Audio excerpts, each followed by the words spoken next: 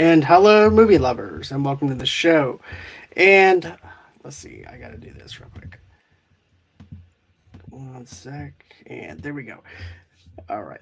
Hello, movie lovers, and welcome to the show. And with me, I have Nick with me once again, and I also have Ashley and Mason with me. We are discussing the pilot episode for an indie project that they actually worked on. It's called Sparky. This actually follows a guy named Marshall who actually started his first day on the job getting harassed by other workers. And of course, they're also dealing with in construction and things like that. So my question is this: how did you guys come up with the idea and the concept for Sparky? Where did that come through? That's something that I was just curious about.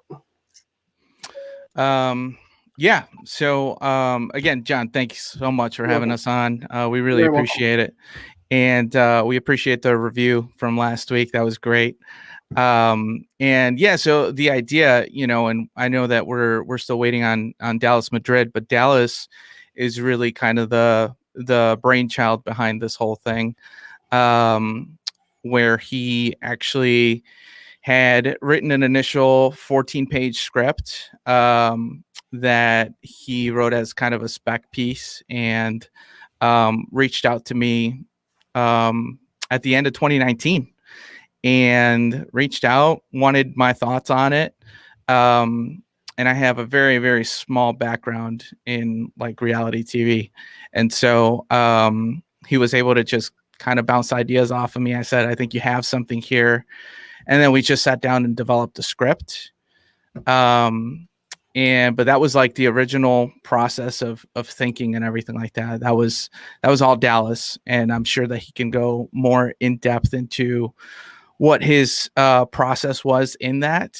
But as far as like how we came about actually developing it, it was from that seed of an idea that he had in his head. So very fortunate to have, kind of touch base again with Dallas in that way. So. Okay, so you guys actually worked with each other before and everything and stuff like that, working with Dallas and things like that. And I can definitely tell with the chemistry with everybody that had on the set, it wasn't really seemed like a real stressful type of environment that you guys were actually in either. It seemed like you were able to actually do your own stuff and things like that. And yeah, well, what's interesting too is Dallas and I, we've known each other since he was like, I was 19, he was 15. So we've known each other for a long time, but we actually hadn't talked for quite a few years. Actually, we hadn't like had a phone conversation. So this was something that was out of the blue. And like from the casting to the people we brought on board, all that chemistry just kind of happened. Like, am I right, guys? Like Mason, Nick, what do you guys think? It did happen. We did spend a lot of time because as we casted it, like right after we got the cast set up, we went right into the pandemic and we got into the shutdown mode. And it was like, oh God, what are we gonna do? Like we just got all these people. And so then we just took the step of, well, let's do it virtually. And so we just started meeting as a cast and crew virtually. We started doing improv games over Zoom and stuff like that, and we just kind of built that rapport amongst the cast and amongst the crew, and we came into it when we came into person, like it felt like we all knew each other so well. It was really cool. That's great. Yeah, it was awesome. Yeah, that was exactly how I felt too. I mean, the more that we ran those, you guys really let us like run with the characters and actually try new things where, so many other times you're at a table read with everybody around you. You got to do it right that first time. But since we broke it up into like individual scenes and little bite-sized bits, I feel like we were more prepared than anything else we've ever done in this industry, at least. That's pretty cool, though, that you guys are able to actually break it down into certain sets and be like, okay, well, we're going to cover this area right here and then go on ahead and break it into another area, which I find very interesting rather than just do it all together because everybody has their own experience on the show itself with Marshall anyway. So it actually makes more sense to actually do it individually like that and everything. It's only maybe one or two scenes where you actually see Marshall with the other group of people harassing him and stuff like that. But each person has their own little target at Marshall anyways, which I find really hilarious, to be honest with you. But I like Yeah, the I think whole Dallas is entire trying to get concept. into. I think Dallas is on. He's not in the green room or anything. I don't see him in here. I know that he's inside the live chat. So maybe he thought that the YouTube link was actually for the invite. That's what Yeah, I'm I'm just gonna reset. speculating. Okay. No, he's just going into character right now. This is actually Marshall. This isn't Dallas. He can get lost in his own house. Yeah. Hey, it's perfect improv, just in time for his character. But I don't have any cheese to slap him upside the face with, so I ran out, unfortunately. That's awesome. But dude, but guys, I'm gonna be honest with you. I was laughing my ass off throughout awesome. this whole entire episode. To be honest. There he is. Hey, how's it going, Marshall? Dallas. Yeah, no, it's all good. I saw I'm having technical difficulties already. It's okay. It's all good, man. It's fine. Oh, and he's gone. He's got to go get his wife. She'll help him. Yeah. Right. He's back. Hold on, Marshall's. Well, I don't know why I keep on doing that. There we go. Hey, Dallas. Hey, sorry about that. I'm actually working second shift today, so That's okay. being an electrician never stops. It's okay. If you want to go on ahead and unmute your mic and everything, there you go. But like I was saying and everything, I really enjoyed your performance in this show and everything too, playing Marshall, getting harassed by everybody and things like that too. But also too, with the concept of it, it's very simplistic if you actually think about it though, guys. I mean, it's in a one area kind of room. You're not really traveling anywhere or anything like that. It's able to save a budget and everything else too for an indie project, which is actually a positive, because you don't want to spend X amount of dollars on other locations when you can just spend a few dollars with what you have. And I know that you were actually the scout for this one, Nick, right? I did some of that, yeah. That's what I thought. And I just want to say, I thought that just having that one room scenario just adds a lot to this, to be honest with you. It describes each characters. It describes what you're going for. It has that, like I said before, that Philadelphia kind of look that I mentioned off that show that's on TV and everything. I forgot the name of it.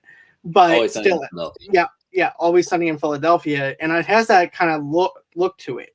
But, you know, but here's the thing, you guys are able to do something that's totally different and have it in a workspace, which is something I really do appreciate. Yeah, John. And actually, you know, what's interesting is we did actually get a few locations for that. The initial location where we were at is actually this warehouse in Chicago called Silent Funny. And that's a facility that is actually open to indie artists. So I want to give them a shout out because they helped us a ton as far as being able to film the majority of the warehouse scenes and things like that inside of Silent Funny. And but we actually also used some other locations for like the outdoor scenes that was shot at a different location. And we initially did have a extended cut that we whittled down to 30 minutes. And in that extended cut, there's actually a couple of additional scenes on there. So but you're absolutely right when it comes down to like, as an indie group of filmmakers and crew, it was super important for us to find locations and places where we didn't have to break budget, you know, and that was important for us. So we did a really good job at that. Nick did an excellent job just coming on board and jumping right in and helping us out with it. So very fortunate. That's awesome. And Dallas, I have a quick question for you. Whenever you came up with this idea, was it always about construction workers, or was it something different that you wanted to do before this and everything? Because I know that working on something like this, I know you have probably a bunch of drafts in your head on what you want to do. But at the same time, it's like, do I really want to go with this kind of field, or do I want to go with a different type of work setting to where it might be a little bit more relatable and everything? But here's the thing. I also want to say this, to actually have a show that takes place in Chicago that's actually a sitcom, it's refreshing because here's the thing. I feel like we have enough NCIS, CSI, and stuff like that that takes place in crime scenes. We don't have enough comedies that takes place in Chicago. So I think I give you guys props for that too. Edited out were all the mob related scenes. All of the murder and mayhem got cut. All the murders. So, you know, when you're illegally dumping on a job site. Avestas and all that stuff. Yeah, I gotcha. Waste management. No, actually, it was kind of weird. You know, I hadn't written in, for probably like, man, almost 15 years since college. My wife had gotten real sick and lost her voice for close to a year. We found out she had like Ehlers-Danlos disease, which is like the misfiring of your muscles, and her spine had twisted. So at one point she was pretty much sleeping almost like 15 hours a day. She was just loaded on painkillers and just in a bad position. I was running work at the time, and I didn't have an outlet to relieve my stress other than drinking and, you know, partying and all that other stuff, which isn't too good when your wife is all messed up. So I just kind of had tried to get back into like the arts, and I was drawing, and that was cool for a little bit. And then I started writing just my thoughts because I was bringing work home with me. And little did I know that I was writing about work, and I was writing about some of the characters that I knew that I met along the way. And before I knew it, I had like 10, maybe 12 pages.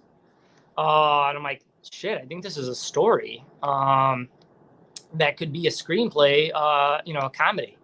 So I'm sure I actually told you I kind of reached out to him, and I talked to him in close to, I think I actually, the last time I saw you, I talked to you was when we saw The Dark Knight together. Yeah, man, that was, yeah, that's right. So And we always kept in touch via social media and stuff, but never, you know, phone conversations or anything like that. Yeah, whenever I had like a jiu-jitsu tournament or Yeah. So I reached out to him. I said, hey, would you be interested in reading this? I'm not sure if it's anything worth, you know, pursuing or not. I had just had known that he had a passion for film like I did. And he had done the reality show, and, you know, just something that, you know, might be up his, you know, in his interests. So he said, sure, I'll take a look at it. And then probably within a day or two, he'd read it and messaged me and thought there was something there, you know. That's great though, man. Seriously. And I was just wondering, like, when you do the reality shows and everything, Ashley, what ones were you actually involved in? I'm just kind of interested in that too. Man, it was literally one reality show. It was one reality show. I did one season of it. I've always been passionate about like just film in general. I was that little kid at 12 years old running around in the mall with like, you know, one of those film Sony camcorders, not the digital stuff they have now. I'm going to date myself, but yeah, man. And I would be that obnoxious kid just running around trying to take film of everything. I would set up my camera and do the Mike Myers, play different characters, you know, before like even Austin Powers came out. And I would do kind of those things. And then I got an opportunity back in like 2014. What was that, Nick? Where are those tapes? Oh, I my mom has them. I haven't even developed them yet for good reason. But 2014, I got an opportunity I actually quit my job. I was a banker, and I actually helped operate a bridal salon. So, and the bridal salon actually was owned by one of my clients. And so I actually left my banking job to operate a bridal salon. And in that process, that bridal salon was part of a reality show out here in Illinois called Best in Bridal. And the concept was basically that bridal salon was operated by all guys. And there was a competitive store, like a competitor right across the river that was an all girl staff. So it was like the guys versus girls concept. So I did a season of that, and I wasn't like a lead person in the show or anything like that. But I took the opportunity to ask a bunch of questions.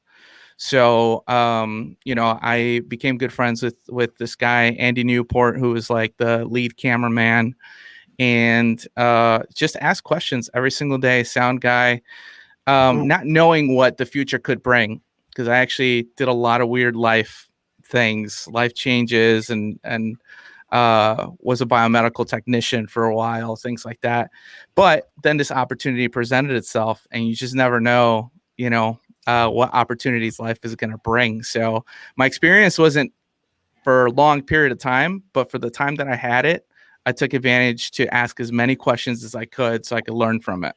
Right, and that's actually how you learn. And basically in everything that you're passionate about or whatever you want to do, you always have to ask questions. Otherwise, you're not going to wind up knowing what to do from the next point to the next. And Yep. I commend you for that, for wanting to learn and have that pizzazz of actually wanting to get into this industry and things like that too, because it's actually hard to get in there and everything. But knowing the fact that you have a little bit of a leadway with this small reality show, it's like, okay, I can get my foot in the door this way doing this smaller project, and if it leads to something great, if it doesn't, at least I can learn a few Right. things from this. So that's great, to be honest with you. Yeah, absolutely. Thank you. And along the way, you end up meeting people with similar passions and dreams. And so when we had this opportunity, we actually met Nick through auditions, and Mason's been a friend of mine for the last 3-4 years. And I know that Mason's background has been in like improv and in acting and things like that. So I was like, he could be a huge resource for us from just a talent standpoint of understanding like what to look for and things like that. So I think one of the biggest things is always surrounding yourself with people that are like smarter than you in a lot of different areas, so that way you have a solid foundation for a team standpoint on who you want as part of your crew. Plus you can make sure that you get along with them and have fun with them, and that all like permeates to everybody else, right? If the crew and if the crew and the people that are running things are having fun, that's going to trickle down to the actors and to everybody else involved. So we really try to purposefully set that type of environment. Right. I can definitely see that though. And Mason, and I have a question for you though. When it comes down to improv and everything else, how much of this was actually improv? Because I just have to say, the stuff that was going on that set was just hilarious. Yeah, so most of the stuff that we actually shot was pretty much straight out of the script, but where we really tried to infuse improv into it was with their character development. Like Dallas wrote some very cool characters, but when we cast everybody in these different character slots, we would specifically ask them, be like, how do you see this character's future going? Where do you see this character's background? And we let the actors actually kind of build on that, so that when we came to set, they weren't just this like 2D surface kind of character. They had this like deep, rich history that they knew that they could pull from. And I think that really helped on the set to make it like a very successful show. I could definitely see that, to be honest with you. And also too, Dallas, with the cast and crew and everything and stuff like that, with these characters, were you ever picked on or anything like that when it comes down to when how Marshall was and stuff like that inside Votech school or anything like that? Have you done any type of construction or anything like that to where it was actually relatable for you? Oh yeah, I mean, a lot of those stories happened to me and happened to my friends in the field in apprenticeship school. The tape measure trick happened to me. My nailed down. I've had them put, rocks or couplings into my pouch before I realized that, I was 50 pounds and my like apron would snap off my waist. All those things happen, and then just you always have that old timer who just doesn't have time for you. And I think that everybody, I thought what was relatable to the story was that everybody can imagine their first day somewhere where they kind of just don't know what's going on, and the anxiety that's built up. So I think that was kind of what I was going for, and I think we kind of nailed it with that. I could see that because here's the thing. I did electricity. I went to 2 years for electricity and HVAC. So that kind of stuff that you went through, I went through the same exact thing inside that thing too. Like for instance, the people would take the tape measure and everything, but instead of them just slamming it into your nuts, they're like, "Okay, you're about this close to becoming a dick sucker." Is what they would say. And then, yeah. And then by the time we were done with our 2 years of HVAC school, it got to the point where, like, you know what? By the time we're out of this thing, we're going to need anger management because we just can't put up with each other and stuff like that because we're a bunch of guys who are trying to get along, but we can't get along because of how long we've been put in this environment and stuff like that. And that's how I actually feel with these characters in a sense. It's like, you know, they're all going to bust each other's balls and stuff like that too. But at the same time, they all getting on each other's nerves at the same time. So that's something that I really thought that was really interesting. And the crazy thing about the industry is that, you know, they're really trying out an apprentice to see if that person really can hang with the group, you know. If not, they're gonna spin you and get someone new because, you know, you rather work with people you like that are moldable. And that's kind of really the essence of it, you know. They're really, you know, they you down to build you back up how they want you. From my experience, you know. Let's see. Brandy said that's the way to use your head. Then that's everything. But still, I have to say another thing too that I feel like that was relatable for me was the pipe bending part and everything. And when Marshall goes, "Yeah, I got an A in pipe bending," and then all of a sudden he goes, "Hey, you got an A in pipe bending," I just started laughing out loud because I remember in electricity class of how hard it actually was to do the bending of the pipe and everything and stuff like that because you have to make sure you have that conduit in the right kind of way. Otherwise, it's going to be really shabby and everything. And you don't want it to happen in that kind of way. But it takes me back into those days and everything too. But, you know, I also have to say the HR thing actually makes me laugh. The part with the whenever you finding out that the woman is actually not a man, but it turns out to be a woman for HR, and she's actually the main person that's in charge of everything, and you're wondering why is this guy getting away with everything, and why hasn't she let this other guy go? And then you find out the plot twist at the very end of it. I thought that was hysterical as well. Yeah, no, that's something I think I've heard from a lot of people that they couldn't believe that was Rick's daughter. Right. I couldn't believe that either because they're totally opposite end of the spectrum if you think about it. Rick is pretty much the person that just wants to pick on people and stuff like that, slap people with cheese, give people a hard time, and bitch about his syrup not being inside the bag. So that was actually pretty funny. But you know, the thing that I have to say the most about this though is I could see this going to be honest with you, even further to the point where Marshall is no longer going to be the freshman inside the group. I can see him later on. There's always going to be a new guy that comes in. I can see Marshall doing the same stuff that he went through to somebody else. Mm-hmm. Because of the transformation of his character. I could just see that because that's normal. That's everyday life pretty much. If you think about it, perfect scenarios, Ladder 49 with Joaquin Phoenix. They did the same thing with Joaquin Phoenix's character and stuff like that. So, but another thing though too is like, what other kind of projects are you guys actually going to be working on in the future? Because I'd like to actually see more from you guys. Yeah, I mean, we're working on a few things right now. And actually, Nick, you can even talk a little bit about Glass, since it's something super fresh. Very fresh, like today fresh. Like today fresh. Yeah, back in June, we shot a scene from a feature that I'm writing and turned it into a short called Glass, about a star baseball player who suddenly just has like the worst outcome in an outing. He's falling off the mound. He hits a few batters, and it turns out like these symptoms that are happening to him, like numbness in his hand and fatigue, have been happening for a little while. And essentially, it's kind of that reckoning moment where this coach and the trainer all have to clash together and figure out, how are we going to move forward with this kid and do what's best, for him in this moment, because they do think that he has an illness that could stop him from playing. And, it was shot very, very cinematically. I loved some of the movement too. Ash, we haven't had a chance to actually break this down, but a lot of shot production really makes you feel like you're in the locker room of a game in the moment.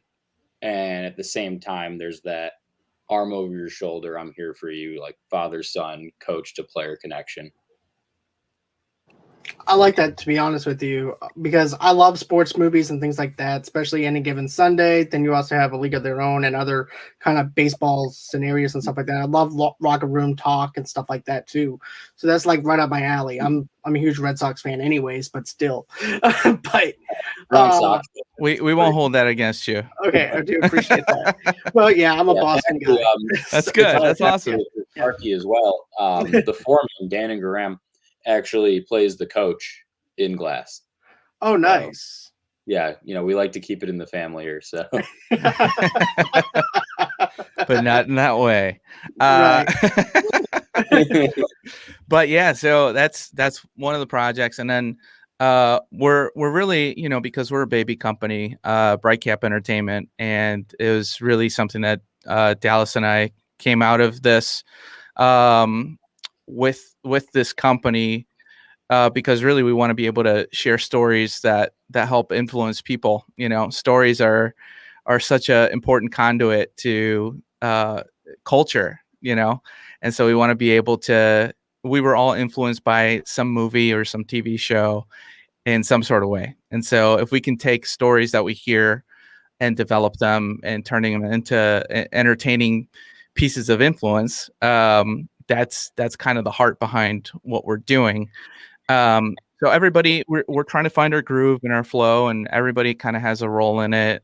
Mason's just really good at kind of breaking down scripts and being able to give us feedback on like, hey, this is where we can build, this is where we can take back, things like that. Nick has been awesome at just like producing and finding people and just connecting us. And he just has a way of doing that much like he did here, with us. Right. And Dallas just has these chops that I've seen over the last year and a half just continue to grow when it comes to writing and developing and growing characters and writing great characters. And so we're excited for the future of it. We've had a few people that have approached us already to develop some things. We're working with Kloss Productions right now, which is another newer startup with their sci-fi thriller called Refresh. That's something that we just finished production on, and we're going into post-production. And then I'm also working with Holland Druder, who's a teenager that wrote a young adult dystopian type of show that we filmed. And so we're working on that as well. It's called Hughes. And then among that, we continue to get scripts and different things that we can look at. And Dallas continues to write amazing things that I'm just like, we must do this. And so we're staying busy, but in a way that we want to take the best, we want to take the best stories and the best things that will capture audiences and people, and then produce them and see what comes from it. But yeah, we're very blessed, honestly. We really are. That's always a good thing, to be busy and stuff like that, especially in today's time with the coronavirus going around and everything else that's happening. It's good to just keep focused and have that positive energy, that positive vibe, especially on the set, because I know it can still be hostile even on the set and stuff like that too. But you guys are getting along great. And also too, Mason, how much stuff have you done with breaking down scripts and also too doing improv? Like, how long have you been doing in the acting world and stuff? So I've been doing improv for about 12 plus years. now. And then so I started in college. Then I did it professionally in Kansas City, and then I moved to Chicago and started taking classes. Okay. And throughout that, I learned how to write scripts. I learned what to look for, what kind of people were liking. Um, I've written a short film that I filmed, fan film for the Marvel superhero Moon Knight. Unfortunately, they didn't call me to direct the TV show, but I'm okay. I'm not bitter. But when they pulled me in on this, it was kind of cool because Ashley had actually sent it to me before I think they'd actually started developing it, because I got to see like one of the very first raw scripts, and I was like, yeah, this looks pretty good. And then like I didn't really hear much about it, and then one day I get a phone call and Ashley's like, hey, I'm meeting with my friend Dallas. Do you remember he wrote a script? And we want to pull you in on this, man. We want to, you can be a director. We want a producer and all this other great stuff. And so my experience has been with that. And then I've written a couple stuff that we've sent. And I like to write short stories more than scripts. And then hopefully Dallas will like the short story and then write the script for it. So we've got some stuff in the pipe that's coming down, but overall it's been a really great experience. So that's great. And I have a question though, when it comes down to short stories and things like that, Dallas and stuff, like when you're doing scripts and everything, how many pages would a short story actually be? Because I'm actually curious about on that kind of level, because I'm actually reviewing short films right now for Holly Shorts right now that's taking place out in Hollywood. So I was just kind of interested in the process of that. Yeah, I mean, actually, I think Ashley would probably have more to say on that because he's been submitting all of our stuff to these festivals. But I would honestly think that a short is relatively anything under 60 minutes. Mm-hmm. I mean, I think 60 minutes is your feature. Yeah, that's accurate. A TV show being, a long show is 45 minutes to an hour, depending on whose network it is, mm-hmm. Right. For streamer. But yeah, I was just kind of right. I was just interested in like another thing too is the art of a short is kind of like really up into the air, because I mean I don't know, they don't really have to follow a 3-act structure. I mean they can pretty much open without closing. The would say a short is pretty much more character driven than plot driven. Okay. Yeah, that's just something that I've always been interested in, like the difference between a short film script and also the difference between a script that's actually has 3 acts in it. Because you can open up at any given moment when it comes down to a short film, and you can actually end it at any given moment though too, to make the people that's watching the film and viewing the film just speculate on what's going to happen to the character, or let's say for instance that another studio wants to buy it, so therefore you can continue on that ending if you want to go in and continue on that ending. So it was just something that I was really interested in because I do like short films as well. So I've always viewed them kind of like a proof of concept for whatever your greater idea is, right?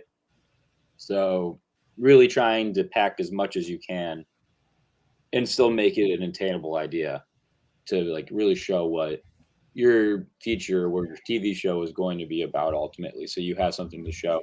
Because in the submission process now, it's not just send a script anymore. They sometimes want to see stuff like that and stills and concept art and things of that nature that show that you've really thought out this show. Right. I can definitely see that. And another thing though too, I've actually noticed a little bit of a reality kind of vibe to this though too, especially when the characters are actually in their own little box and doing video logs and stuff like that. It just makes me laugh too at all the stuff that they're actually going in their heads and they're actually verbalizing it. I thought it was great, to be honest with you. They have awesome. A little bit of the reality stuff on it too. But that was your idea though, Ashley, to put a little bit of the spin on for the reality stuff, or how was that working? I thought that it would fit. I just had this feeling based on everything. It really came down from the construct of how Dallas set the story up. It's a story. It's a journey. So you're going through the first day where this like electrician apprentice is. You're on the journey with him. So, you know, I'm a big fan of like the mockumentary genre, which includes the original classic Spinal Tap, which is a great film. And then that gets carried on into things like The Office and Parks and Rec and the more modern mockumentary style comedies. And so I thought, you know, this can be within that realm. You know, it can be within that world of like, let's just see if a camera crew went with a construction worker, an electrician, to work, what would that look like? And so that's where we were able to kind of take that style. And the Talking Heads, which is that box that you're talking about, Talking Heads is just one of those things that I think it almost in a way teeter-totters between the fourth wall and the audience. So like it's almost like you're getting an inside scoop into who the character is, and you see more honesty from the character. And so we had a lot of fun with those. I remember, and a lot of those scenes were actually shot in Dallas's garage, which it was so much fun just sitting there and throwing out, you know, questions and suggestions. That we made that more of an interview style type of thing where we let the actors just kind of feel their characters out and just share whatever popped in their heads. So, you know, we were very fortunate to have a lot of talented improv actors that were a part of this, that were able to at times like just pull certain things out of there when we felt like maybe the script doesn't have exactly what we want. We were able to lean on them. So mockumentary style just came to me and made sense to me, and it felt like it would be a good fit. So I'm glad that worked out. It definitely does. A lot of it had to do with casting, because Mason, with the improv background, asked a lot of questions that we got to see where some of these actors' strengths were with improv. Thanks to Mason. Yes, that was hands down one of the most fun auditions I've ever been a part of. The best part about the whole audition process was at the end there when we would ask them, we'd be like, okay, we're going to do a little improv. And so they had been reading for all these different characters. And so we would say, what is your name? Meaning like, what's your character name? And I would say 90% of them were just like, David? Like they would just say what their real name was. And it was just like really funny, but they eventually got into it and they started giving us those really funny like quips, and it was a really cool time. I'll never forget the guy that played the foreman, Dannon. Dannon just had me rolling at his audition. So, you know, once we saw that, like we're like, okay, this idea could work for sure. So, yeah. Let's see. We also have an audience question though too. Has any of your scripts come from personal experience? Yes. I think that all scripts come from personal experience.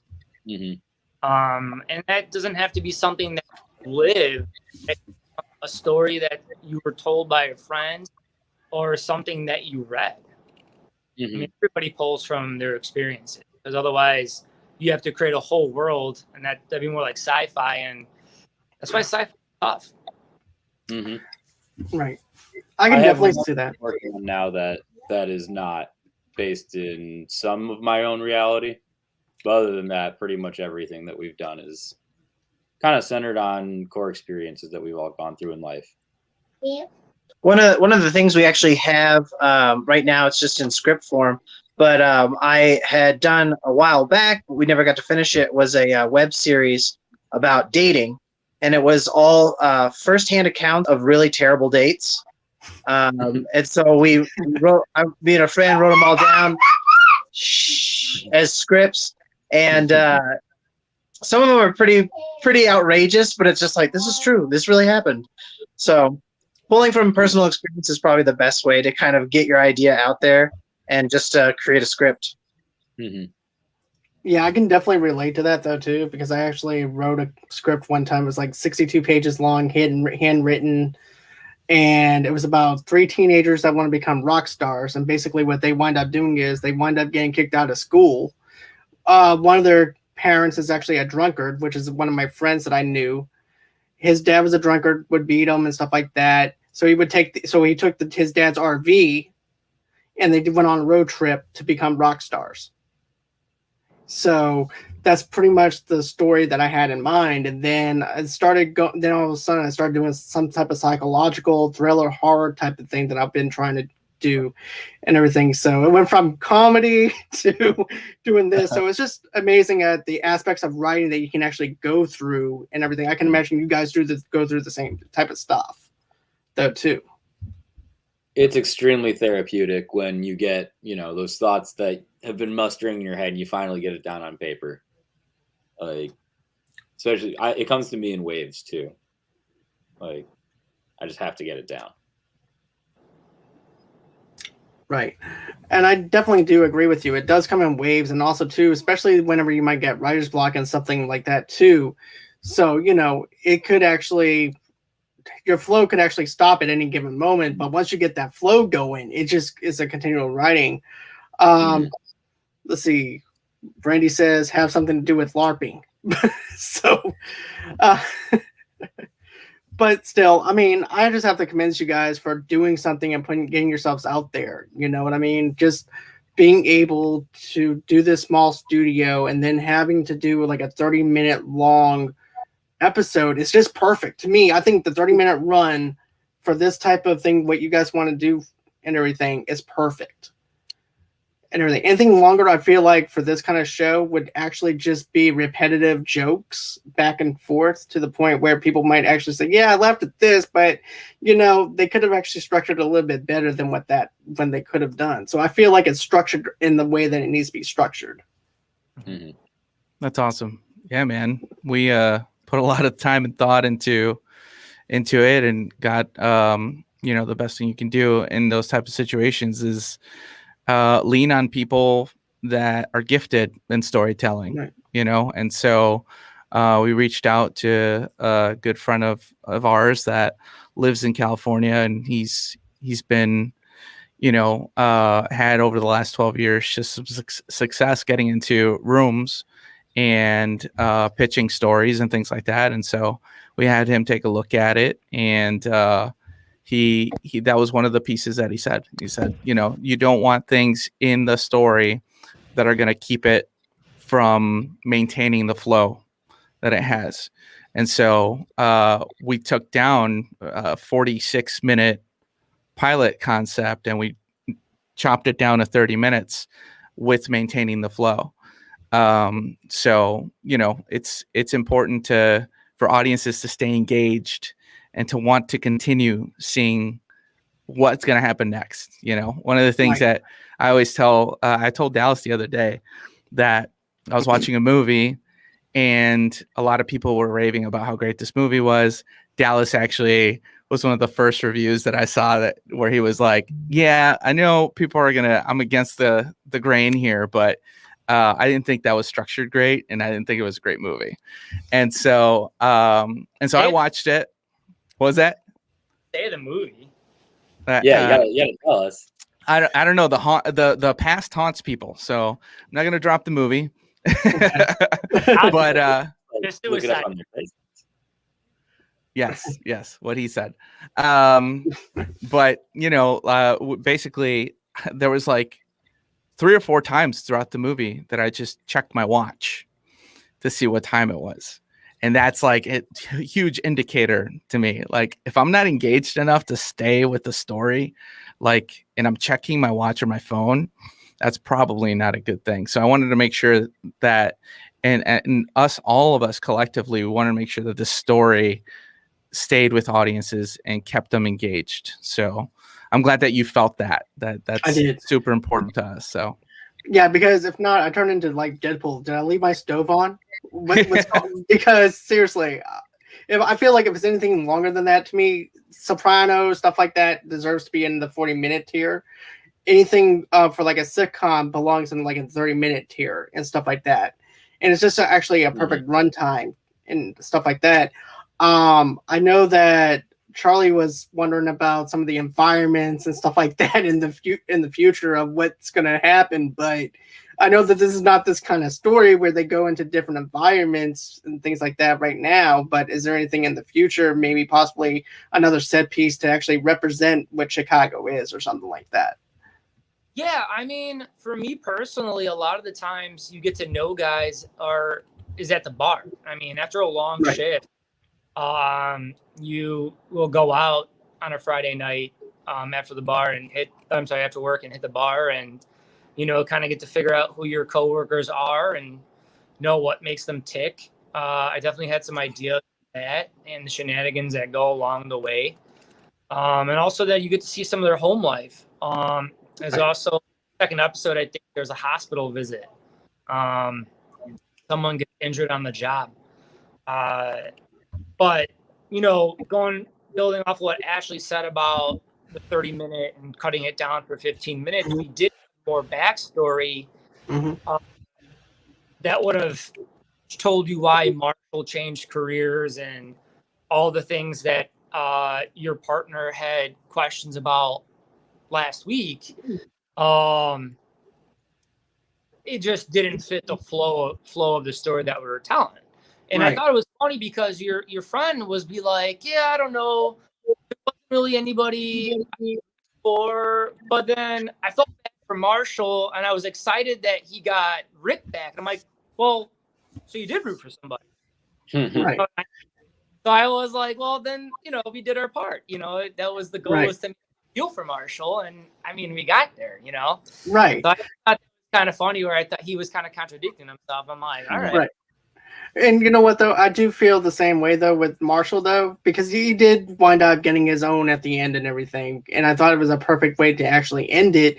And I actually had to remind him, too, though. I was like, this is a TV show. They're not going to go ahead and give you all the meat right there. You have to tune in the next day to get that buffet-style ribs that you want. You're not going to... You have to slowly digest yourself and eat what they want to feed you, and then you come back and then you go on ahead after you're done digesting 1 week, you go on ahead, you get your fill, and then you come back again and see what's going to happen next. If you give it all at one time, you're going to end up overstuffing us to the point where we vomit our food out. So there's an art to writing a pilot. I mean, you have enough to kind of wet their whistle, to kind of leave questions open that they want answered. If you go back and you watch like The Office, it's real slow. And you just kind of have those introductory moments with Michael Scott. And it's really centered based on him as the A story. And your B story is Pam and Jim. At the very end, he to get Michael Scott back, he has stapler and Jello or something. It's very small. And then for me, I always loved Cheers. I thought Cheers was almost a perfect show, where you find out that Diane is left on her wedding day and she becomes a bartender, and you really don't know. You're like, well, what's going to happen as she's a literary person, student in a bar, and that's where it ends off at. So you're like, oh, where can this go? And I think that was kind of what we did, where you're like, oh shit, Marshall just got Rick back and he has the hots for Ryan, which is Rick's daughter. Right. Right. And you know what, though? Oh, sorry. Go on ahead. Okay. Well, another thing, though, too, is I like Cheers. I love Cheers. Cheers is actually one of my other favorite shows. And I'm thinking to myself, too, even before you mentioned it, I could see these guys interacting with each other at the bar and things like that and getting to know them, and then also finding out their weak points and use it against them and everything, too. That's the purpose of ball breaking. That's the purpose of getting people in an environment that they're comfortable with and then use it against them later on and everything. So I feel like the bar scenario would actually be perfect because it gives you a chance to get to know them. And just like Norm and everything else too, people was like, well, what does Norm do? Next thing you know, you see him painting at a house and everything in a couple of seasons later or a couple of episodes later. Right. You see Cliff, he's a post office, but you never see him go to the post office. He's always at the bar. But then in a couple of episodes, you see him looking at this woman with disgrace because she's disgracing the mail carrier, Pam pants suit and stuff like that, but you're also seeing him deliver mail though. So you're seeing these characters on different levels, and this is actually what you're going to get later on. You just have to slowly get to that build to where you can get to that. Yeah, for sure. Yeah, I think, the whole thing about this, and I think the great thing about our team is that we really try to find creative ways of presenting these characters in a way that kind of takes you to a different direction than when you might have thought it was going, because everybody has preconceived ideas of certain industries and certain things, whether it's athletes or teachers or whatever. Everybody has preconceived ideas on that. And we know it's the same thing about construction workers and union electricians and union workers in general. And so a lot of what we want to do too, from a comedic standpoint, is we want to try to break some of those stereotypes and some of those things that people, those preconceived ideas, into ways of storytelling where you really kind of fall in love with the characters. You want to root for different people. And maybe later on down the line, you want to not root for them, the heel hero type of mentality. And so that's what we hope to do in future episodes is keep people on their toes as far as how are these characters going to develop? Is Rick ever going to show empathy for anyone, or is he just way past that? Is Marshall going to, like you said, John, is he going to end up becoming one of them, or is he going to be the one guy that breaks the mold and is going to try something different? So we're always kind of bouncing those ideas around with one another. And as we continue to develop a writing team and a group of people, I think a lot of people are going to be very surprised and very pleased with the development of these characters going forward. Okay. So I think that's everything that I pretty much wanted to cover for tonight and everything. But I just want to say thank you guys a bunch for coming on the show and everything. It means so much to me that you took a night out of your nights to just go on ahead, talk about what you guys love doing, just chit chat a little bit, get to know each other and stuff like that too. I just want to say thanks for being on, and thank you, Nick, for sending this over to me and things like that, because I always love seeing stuff that you send over to me, and it's always winds up being a great treat for me to watch. So just thank you, and appreciate you guys with everything you do. And if you guys keep doing what you're doing, you guys are going to end up becoming very successful with your whole entire production and stuff. I have big faith in you and things like that. Thanks, John. That means a lot, man. You're welcome. Very welcome. So where can everybody follow you guys? You guys are more than welcome. And in matter of fact, you guys are always welcome on the show as well. If you guys ever want to kick back and just review some movies or just talk about movies in general, just send me just go ahead and send over to Nick or whatever. Or just send, a matter of fact, just send me a friend request and just tell me, hey, look, I have some time to spare. I want to be on the show. I'll clue you in for about 30 or whatever minutes you want. Awesome. So, awesome. Yep, not a problem. So where can everybody follow you guys at and everything if they want to get in touch with you? So I'll let everybody kind of give their handles and all that stuff, but as far as the production company, it's Bright Cap Entertainment. So Bright as on bright lights, Cap as in a cap, Entertainment. And so we're at brightcapent.com. That's our website, brightcapent.com. And that's pretty much our tag on social media, at brightcapent. So follow us there, and then you should be able, usually we tag each other in different things, but my tag sign is I am, so I am Ashley Ephraim. That's mine, and then I'll let the rest of these guys give theirs. You can go for it. Okay. Really, I'm on Twitter. That's pretty much the only place I'm at. You can follow me at Mason GT the comic, and I'm always down to answer fans' questions.